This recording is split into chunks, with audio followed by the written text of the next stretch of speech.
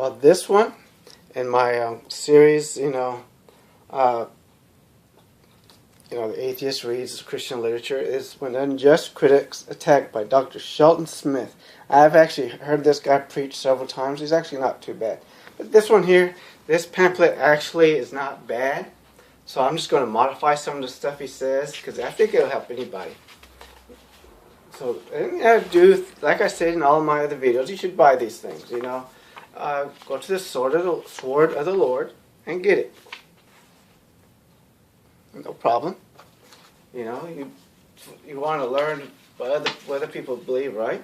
And this one here, of course, he's basically complaining because, there are people who are, apparently there's a TV show and stuff, basically just, telling how to deal with unjust critics. But in his case, it's if they attack the Bible. I'm not going to use the Bible verses that he used, but, first take no offense. When someone criticizes you, don't get offended by it, If you're dealing with any group, anybody, generally you try don't let them know that you're offended. Don't get offended so easily, That's basically all you got to do. Like, you are under no obligation to accept the offense your critics offer. They may act ugly, but you do not have to give ugliness a place in your heart. True, do not need to provoke a war, and you can still hold your peace. Refuse provocation, because a lot of times that's what they want. They want to provoke you. So, not a bad idea. And keep a warm heart and a forgiving spirit. I agree with that. You that's the second one. You want to be, forgiving. You don't have to forgive necessarily, but you want to just try to be happy and don't let them realize they're getting to you. 3, he says pray. Now, obviously, nothing fails better than prayer, right? We all know that.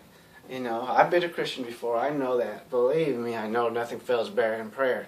But, we can replace that with something that makes more sense. You get, people that you trust, people family, friends, your spouse, your significant other. You just talk to them, if it's not them that gave you the offense, of course. You just talk to them and, try to figure how, they think you should handle it. Things like that. If something's serious, Oh, we're not going to get too much into what he says about prayer, because prayer don't work. We all know that. But, when you talk about it with somebody, it helps you. Stay quiet. You don't have to strike back. If at all possible, just sit still and be quiet. If it becomes necessary to respond, you may. But when and where and how you deem advisable. But it's not always necessary. Think about it, though. If you respond immediately, sometimes you're going to say things you shouldn't have said, and you're going to say things wrong and in the wrong way. And it'll bite you in the ass. You know that, right? 4, address critics carefully, but only if you must. That's part of the last one, Unjust critics are, unfortunately, sometimes also unethical. Think about it with some of these social justice warriors as an example. Some of them are very unethical. They dox people. Look up that word doxing. They'll do that to people. They don't care. It's not just them, it's any group, but they seem to be more likely to do it. It costs people their jobs, their livelihoods. They'll destroy their critics. They destroy people. I was watching a video on YouTube. This girl yelling and screaming, upset with her professor because he was trying to get the students to think, and she and a bunch of other students tried to get him out. And eventually, he had to leave. But she's saying, "You think this is a place of education and knowledge, but it's not. It's a place. It's supposed to be a home." And of course, they cost him his job. That's what they do. So you got to be very careful how you respond to them. Whatever your critics say or do, you be sure you do what is right. That's true. He mentions Dr. Lee Robertson once said in my hearing, "Be unmoved by condemnation or criticism." What he meant was you do not decide what's right because other people like it or because they dislike it. Okay, that's true. I agree. You do what's right, no matter how they respond. Don't always try to respond the way they respond. It's not always a good idea, and that's what they usually want. And again, this goes back to what I said earlier. Seek the counsel and consent. Well, he says godly advisors, but advisors you can trust. Godly advisors. And number 8, biblical principles must all. Sorry about that. Yeah, you can use biblical principles if you want, if you like enslaving people and stuff like that. But if we could see what he has to say about this. Your emotions may be unstable, but your principles should be anchored firm. True. Try to control your emotions. Politics and personality must not control you. Again, very good. Political correct thing often becomes the norm without regard for scriptural principles or mandates. He's talking about political correct.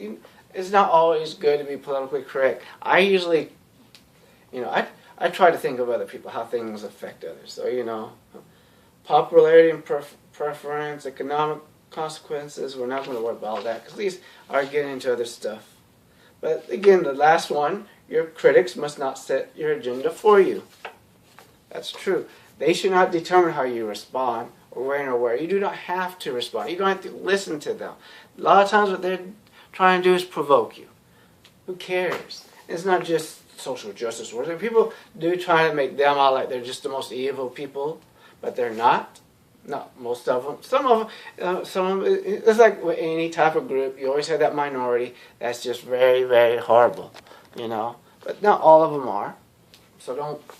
And you get atheists. Some of us can be pretty nasty. Christians, oh man, you know about them, don't you? Let's think about it now. You ever show the atheist experience? Now they take callers, and of course people respond on their way. Other people take part of the shows, and people respond. You notice how Christians respond?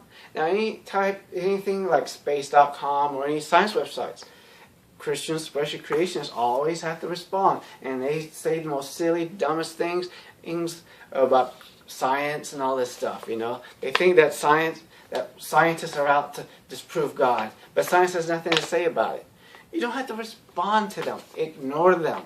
They want you to respond and get in a debate. Don't do it. Do not do it. You do not always have to get in a debate with everybody. So this is a very good pamphlet to get. I recommend this highly. You can ignore some of the parts where it gives you the Bible stuff. Decisions made on the basis of popularity and preference will more often than not be faulty. That's actually kind of true. Most of the time, the popular thing to do, it's easier to do what's popular than what's unpopular. So not bad. Dr. Shelton Smith. Now, this guy has 3 CDs, I have them, about evolution.